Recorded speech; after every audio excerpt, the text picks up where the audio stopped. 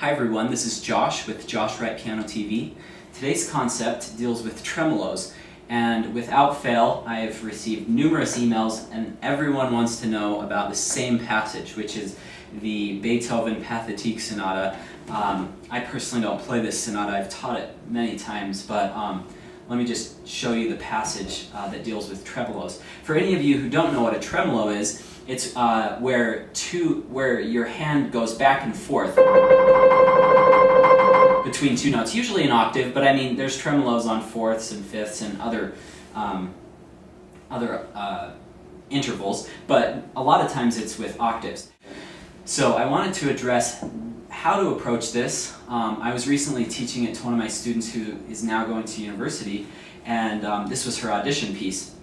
And she was playing it very well, but she would always tense up, and she had a lot of tension in her hand, and she said, I get so tired, and there's been shooting pains down my hand. And immediately when I heard that, I thought, oh my gosh, I have to help her with this. It was our first lesson on it, and we went over many concepts, and today I'm going to go over those same concepts with each of you. The first thing is you want to make sure that you don't hold tension in your arms. So you don't want to see these muscles being flexed or these in your hand. Tremolo takes absolute relaxation, and especially in the left hand, you've got to really learn how to be tension-free. In the right hand, a lot of people learn to be tension-free because out of necessity, you know, playing something as agile as... You have to learn how to play that so tension-free, whereas the left hand's just doing... Not much going on. So how do we get to this point where the left hand has no tension at all? The first thing you want to do is you always want to give yourself an opportunity to play something perfect on your first try. And how do you do that? You have to slow it down so slow that even a young child could execute this. So go back and forth with ridiculously exaggerated motion. So kind of turn your hand over and then turn your hand over. With absolutely no tension. You actually don't even have any finger activity at this point. This is an introduction to it.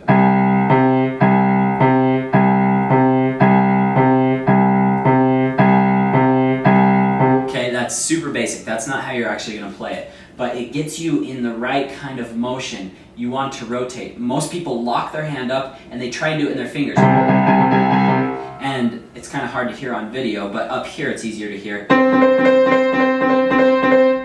That's what it's going to sound like. So down here, it's not going to be that sound, it's going to be sloppy and it's going to be all blurred. So we want to get rid of that, and the first step is to go back and forth like this. Okay, the next step I want you to do is I want you to abbreviate that.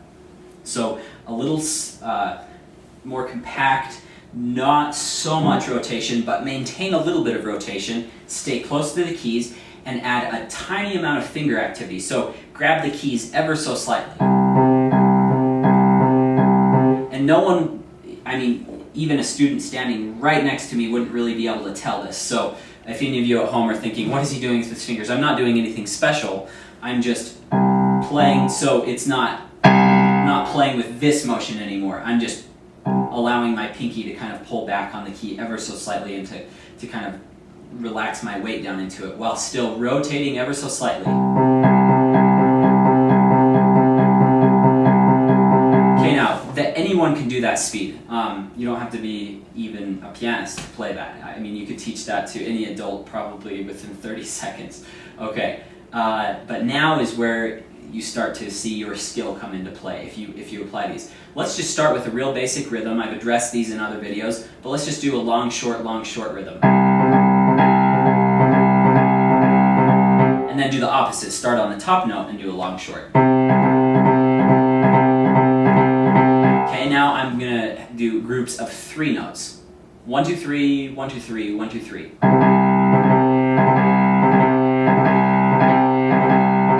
I'm going to demonstrate up here so you can hear it a little better.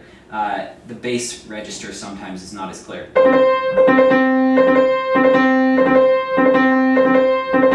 Okay, and then groups of 4. 1, 2, 3, 4. 1, 2, 3, 4. And then on the group of 4, you're going to want to start at the top note. And then do a group of 5.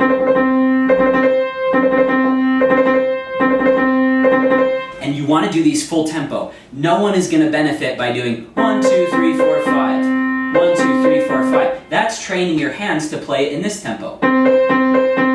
You have to train your hands in those little spurts of energy to play it in tempo. So if you want this, if you want your tremolos to sound like this, you have to train yourself in that tempo. 1, 2, 3, 4, 5. 1, 2, 3, 4, 5. So.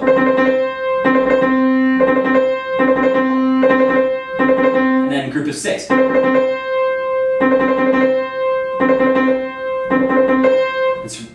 It takes more control. 1, 2, 3, 4, 5, 6.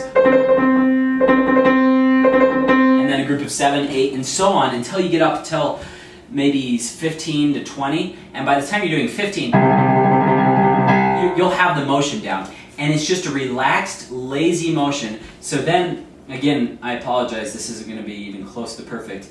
But when you're playing, let's see.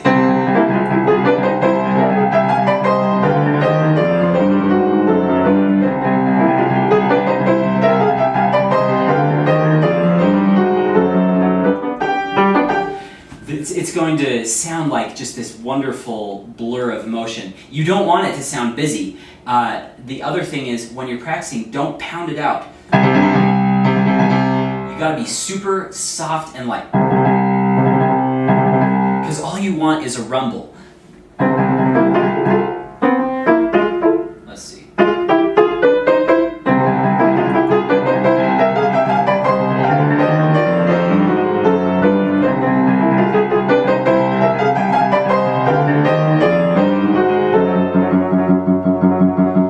It's just a rumble, it's very light.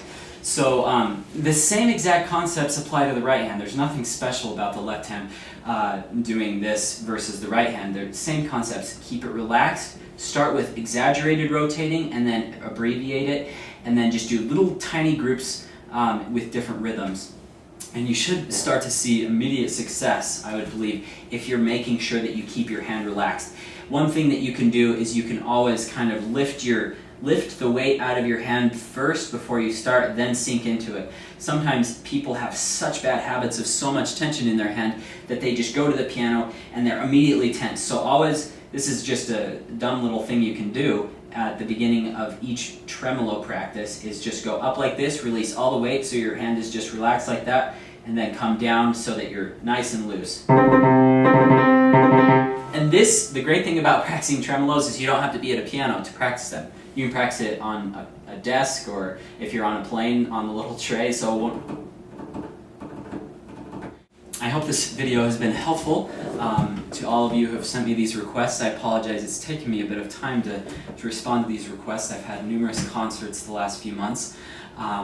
If anyone has any questions, please feel free to email me. I'll do my best to respond back by email. And if it's a new concept, I'll do my best to do a video on it. My email is josh@joshwrightpiano.com. Also, I'm moving away to graduate school for my doctorate, and many of my students that I teach here are going to be taking online lessons with me to continue study. And I've actually started that process of doing an online teaching studio, and it's very rewarding. I've taught a young man in the Philippines as well as someone else a few states away. I'm in the US. If anyone's interested in auditioning, I have a few slots left. If anyone wants to audition for my studio, just also send me an email, josh@joshwrightpiano.com, and I'd be happy to send you the instructions about how to audition. Thanks so much for all of your support. I truly appreciate it. Have a great practice.